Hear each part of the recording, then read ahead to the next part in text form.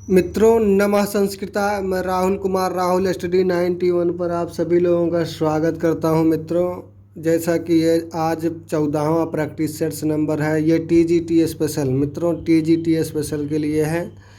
जो भाई बहन टीजीटी डाले होंगे वो ज़रूर देखना चाहेंगे और चैनल को ज़रूर सब्सक्राइब कर दीजिएगा। मित्रों चलिए देखते हैं 1200 प्रश्नों का व्याकरण है। मित्रों देखिएगा, पहला क्वेश्चन क्या कह रहा है। को अपि पदेह काह संधि, अर्थात को अपि मतलब को अपि पद में कौन संधि है। तो यहाँ जानेंगे, तुरंत लगा दीजिएगा पूर्व रूप। ये रा जो दिख रहा है इसी तरह अवग्रह सूचक चिन्ह लगा दीजिएगा, वो तुरंत पूर्व रूप हो जाएगा। मित्रों आलस्य से ही केन शरीरस्थ महान रिपु, आलस्य ही किसका शरीर का महान शत्रु है। तो मनुष्यों का आलस्य ही महान शत्रु है। मित्रों अत्रेय में संधि है। अत्रेय यहाँ डबल मात्रा दिख रहा है तो निश्चित रूप से वृद्धि स्वर संधि होगा। मित्रों और कोई संधि नहीं होगा। यहाँ देखेंगे वाक्यों के समूह को क्या कहते हैं। वाक्यों के समूह को क्या कहते हैं, तो यहाँ देखेंगे तुरंत आप लोग बताने का कार्य करेंगे कौन सा होगा। बताने का कार्य करेंगे आप लोग तो यहाँ बता सकते हैं भाषा कहेंगे। वाक्यों के समूह को भाषा कहा जाता है, अर्थात वाक्यों के समूह को कारक भी कहा जाता है। मित्रों देख लीजिएगा, हम सही कह रहे हैं।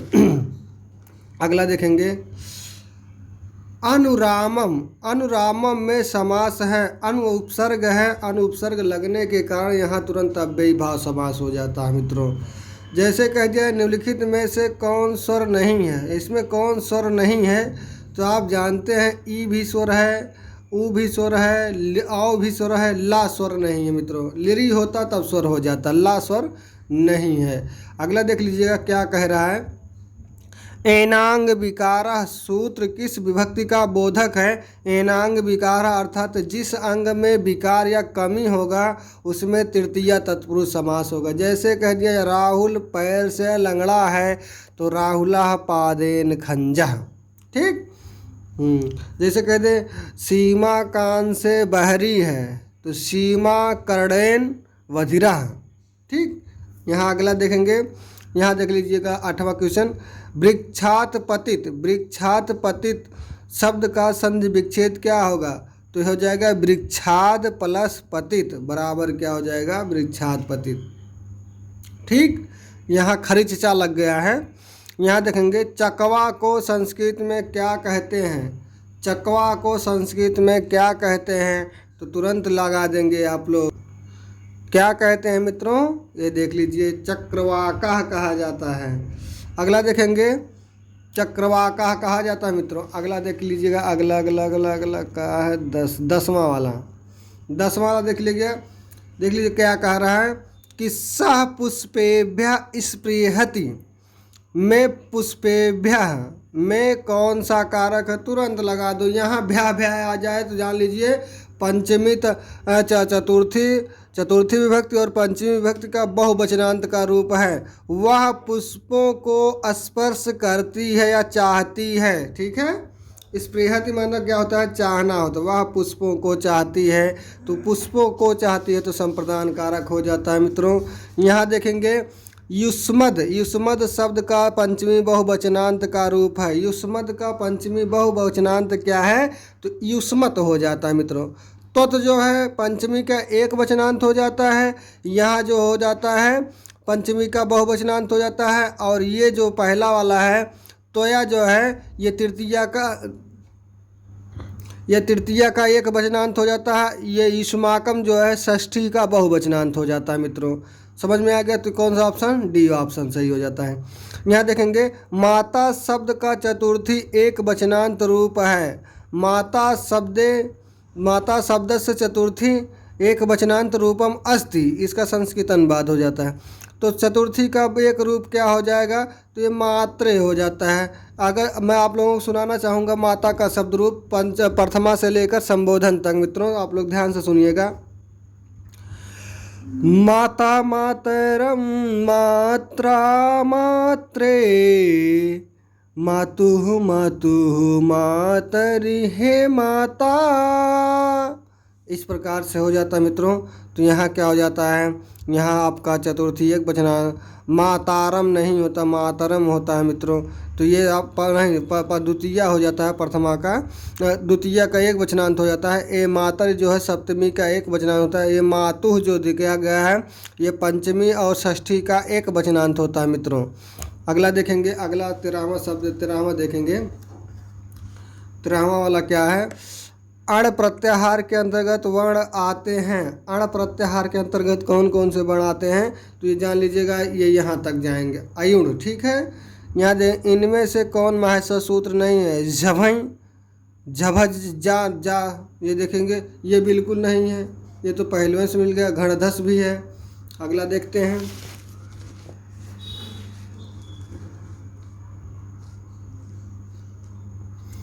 देख लिए पपम, पपम भी नहीं होता। यहाँ पर भी देख लीजिए ये पपम भी नहीं होता, ये गलत छापा गया है मित्रों।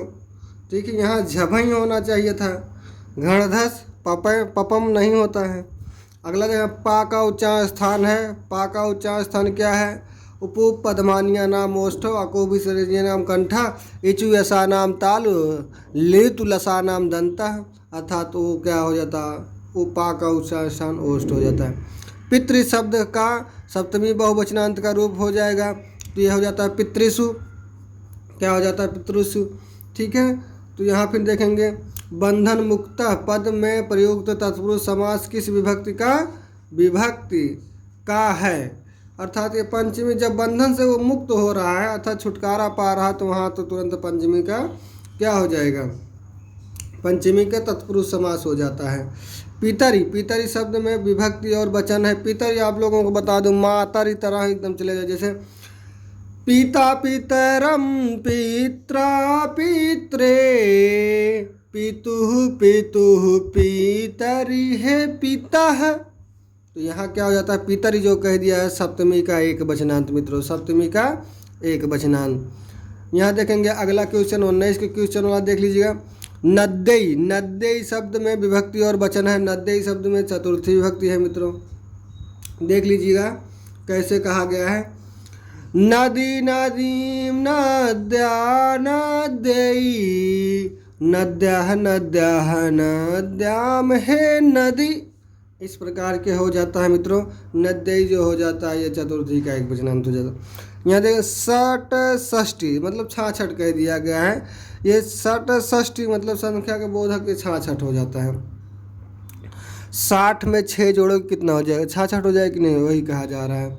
अगला देखेंगे 24 नहीं 21 मित्रों, कह रहा है प्रक्षयत क्रियापद में प्रयुक्त लकार पुरुष एवं वचन है। प्रक्षयत जान लीजिए लिट लकार प्रथम पुरुष एक वचनांत, लिट लकार लिट, यहाँ देख लीजिए का और सा से मिलकर बना है मित्रों। जहाँ मूर्धन्य सा आएगा जिसमें वो जान लीजिएगा लिट लकार है, भविष्य काल का बोध करा रहा।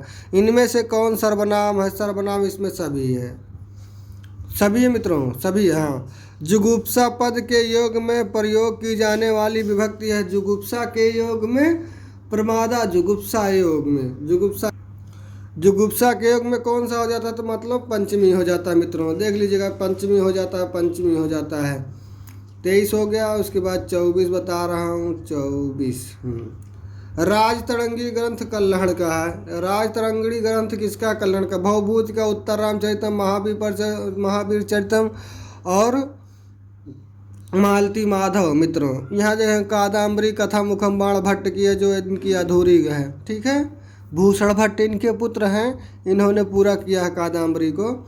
यहाँ देखेंगे महाकवि कालिदास द्वारा विरचित महाकाव्य है। महाकवि कालिदास द्वारा विरचित महाकाव्य है। तो महाकाव्य जानते हैं रघुवंशम, कालिदास की 7 कृतियाँ हैं, 7 में दो महाकाव्य है, रघुवंशम महाकाव्य, कुमार संभव महाकाव्य, और 3 नाटक अभिज्ञान शाकुंतलम है, विक्रमो वर्षीयम है, उसके बाद मालविकाग्निमित्रम है। 3 नाटक, 2 खंड काव्य हैं जिसको गीत काव्य भी कहा जाता है, मेघदूतम ऋतुसंहार। मित्रों यहाँ तक व्याख्यान हो गया। अगला देखेंगे हल संधि का उदाहरण नहीं है। हल संधि का उदाहरण नहीं है तो ये जान लीजिए प्रौढ़ा, प्रौढ़ा शब्द क्या हो जाएगा, हल संधि का उदाहरण नहीं है। यहाँ देखें क्षुद्रः, क्षुद्रः का विलोम शब्द क्या होता है? क्षुद्र जो होता है उसको क्या कहा जाता है? यहाँ जीर्ण लिख देंगे मित्रों, जीर्ण का हो जाएगा, ठीक है। क्षुद्रः जो है जीर्ण का विलोम शब्द हो जाता है। अगला चलते हैं 28, देख लीजिए 28 क्या कह रहा है? लज्जा का पर्यायवाची है। लज्जा किसका पर्यायवाची है? तो आप लोग तुरंत लगा लेंगे व्रीड़ा का, व्रीड़ा का है पर्यायवाची मित्रों।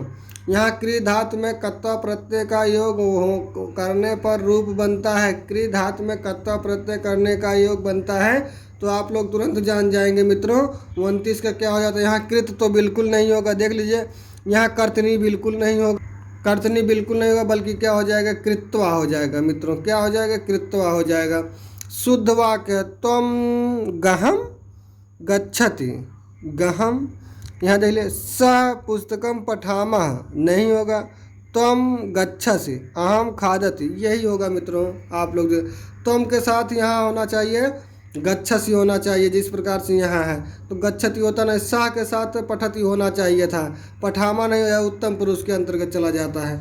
यहाँ अहम खादत नहीं खादाम ही होना चाहिए था मित्रों, तब जाकर सही होता, बल्कि आपको क्या हो जाए? डी हो जाए। यहीं पर क्लास समाप्त होता है। धन्यवाद मित्रों। अच्छा लगे चैनल को सब्सक्राइब करेंगे, रोज़ आपको मिलता रहेगा 60 क्वेश्चन संस्कृत के TGT स्पेशल व्याकरण।